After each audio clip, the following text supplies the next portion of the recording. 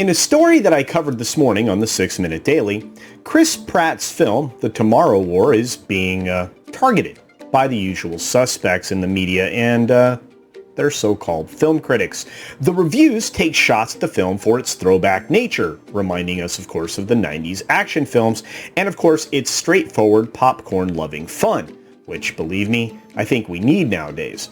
The obvious attacks on this film fly in the face of the majority opinions, as it seems to be the norm these days. We'll talk about that, of course, as well, but it also points out a trend in film. If the critics hate it, it might be a decent, if not great, film. Well, maybe not great, but at least entertaining. And in this video, I'm not here to review the film itself. Although I have seen The Tomorrow War, that's not usually my bag. I'm simply going to point out some things that we all see when we're looking at some obviously ideologically driven critiques of certain kinds of films, and conversely, the praises of certain other films just on the cusp of their release. Does that sound fun? Let's go. Ladies and gentlemen, hiss and foes, welcome to the Culture Casino!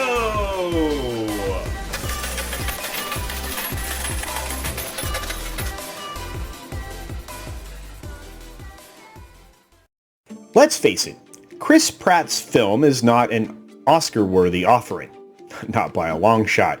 It's a turn your brain off, popcorn-munching action film with a couple of shaky elements, which you get nowadays in pretty much everything, and a slightly long runtime. That's how I would describe it. Other than that, it's fine. It's not objectionable. It's something that you can sit down, watch, and enjoy, in my opinion, and as long as you turn your brain off, as you do with any action film, and you really have to with things like the Fast Saga, you might have a great time. But that's, of course, on you. Check your brain at the door or don't. But the films it's compared to in the critical reviews are all the action hero films that were driven by men, as I said in the intro, from the 1990s. Those films actually weren't targeting Oscar bids either, by the way. None of them would have won anyway. So the film is just it's just a film.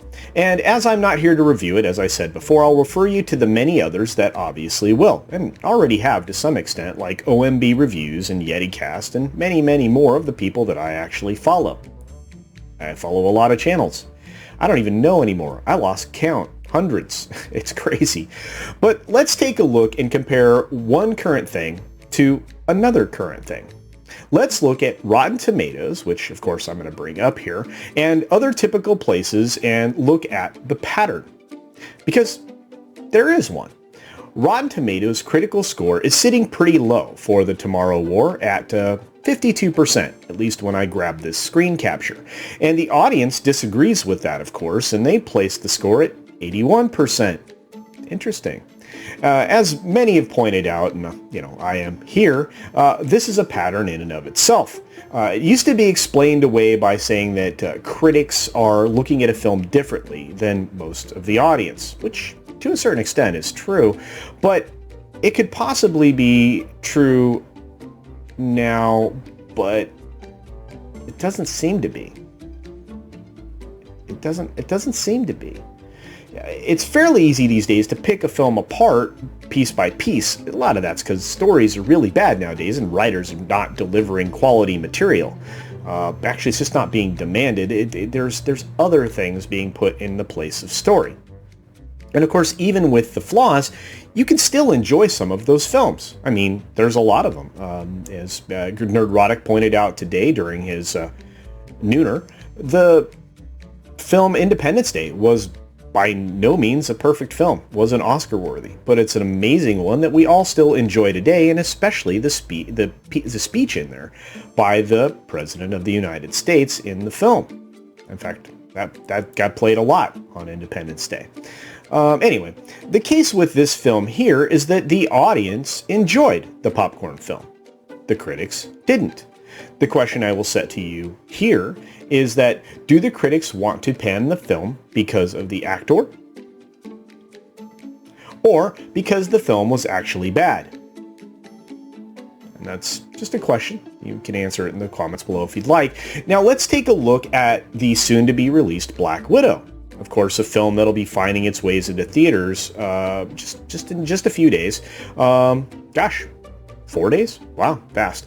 The critics are fawning all over themselves right now, praising this film in the reviews, pointing out its many, many flaws, and gifting it an 82% score. As an aside, 2 days ago, that actually sat higher at 89%. So maybe a couple more people are trying to keep their credibility. I don't know. Anyway, it's a 30% higher score, obviously, than Tomorrow War. Even when reading the reviews I just mentioned, it becomes laughable, as the critics writing them are they're grasping for future credibility while writing positively about Black Widow's flaws, as I mentioned. It's almost like they expect a stealth edit in the future to be done on their behalf, at least to this particular article or review article that they're writing, sometime in the future when nobody's paying attention. And that seems to be happening more and more. The film itself is actually only 5 minutes shorter than the Tomorrow War, and yet you won't hear a universal conversation complaining about the film's length like you do from all the critics with Tomorrow War. Find that fascinating. And going back just a few days, Bounding Into Comics actually did an excellent job of showing the reviews that were out at the time for actually what they were. They did a good job. And with many of the reviews that they highlighted showing some lower numbers than you would hope for a film in the MCU. In fact, lower 80s numbers are being shown consistently there. The Metacritic score is a little lower than I anticipated as well, but we're going to move on from that. It's actually funny to me that Florence Pugh is getting any kind of Oscar talk associated with her role, which is a supporting actor role, in this particular film. But of course, when it comes to Hollywood's festering politics and skeevy practices, when you're able to actually pass the very flawed Bechdel test, maybe that's just a form of appreciation. But stepping back and looking at both films as box office performers, it's likely a dead heat when it comes to earnings. Or at least it would have been. Unfortunately, Amazon bought the rights to this film back in April. Well, I'm of course referring to the Tomorrow War, and it shut the door on a dollar-for-dollar comparison at the box office, which I think would have maybe been a dead heat as well.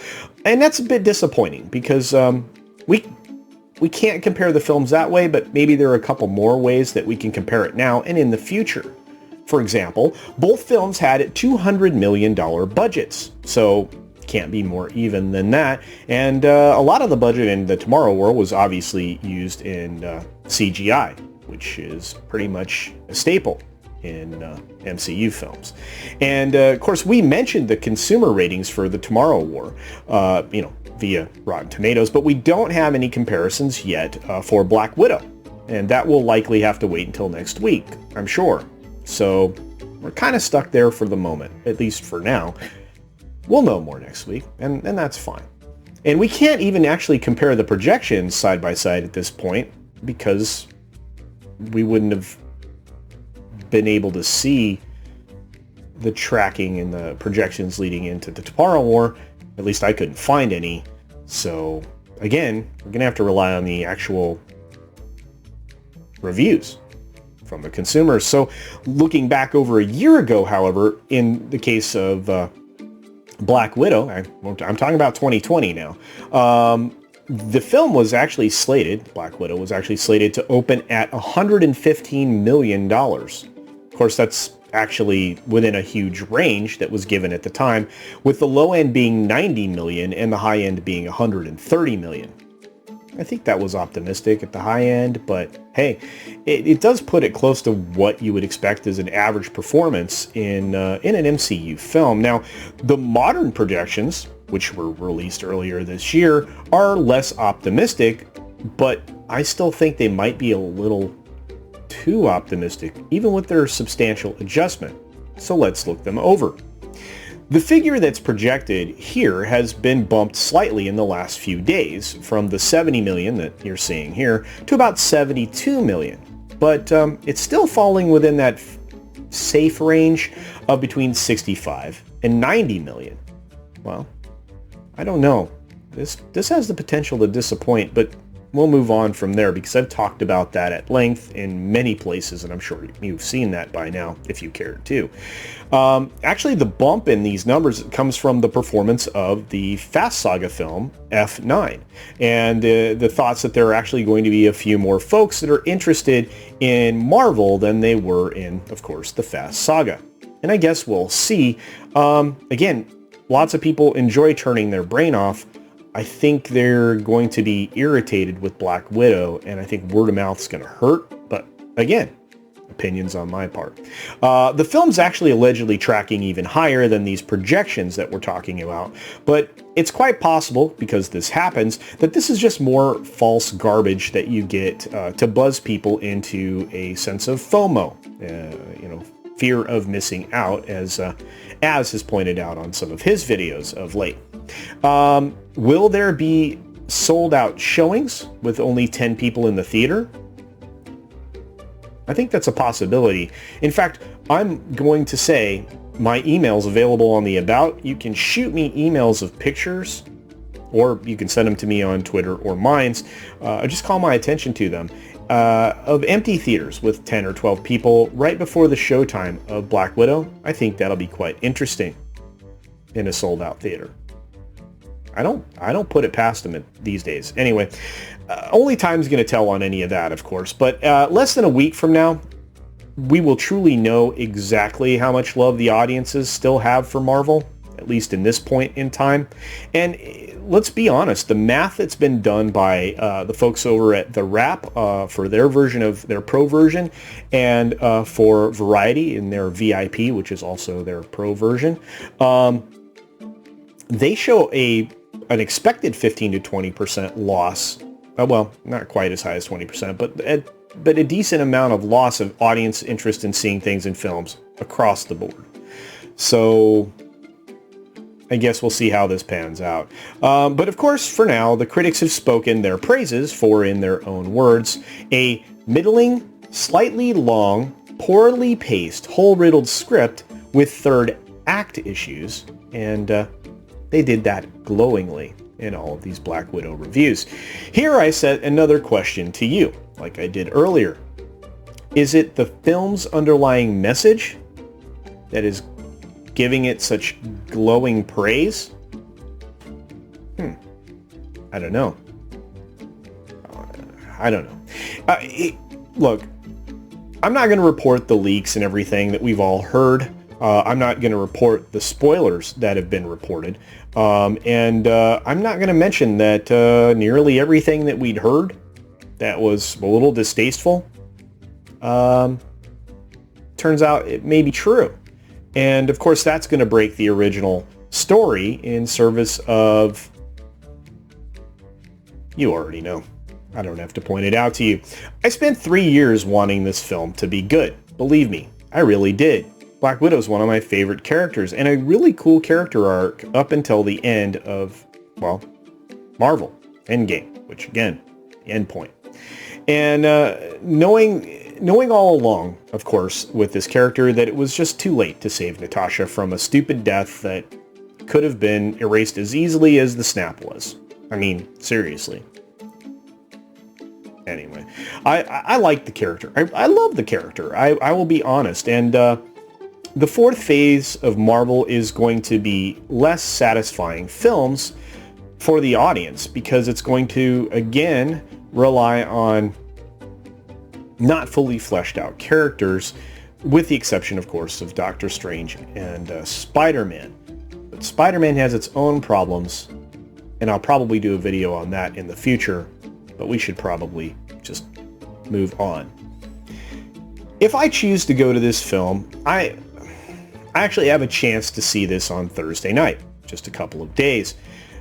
But I really do some important stuff on Thursday nights. I like to hang out with Comics Division and everyone there on the panel, and of course all of the great people that are in the chat now, as that show just starts to take off. I can't wait for Thursdays. Like I said, the folks are great. The chat's on fire.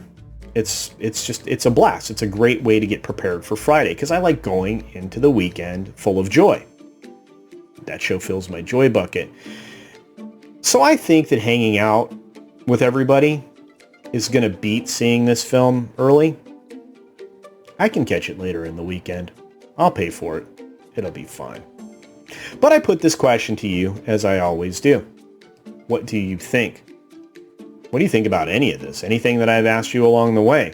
And are you looking forward to the film? That's ultimately the question that I'd like answered.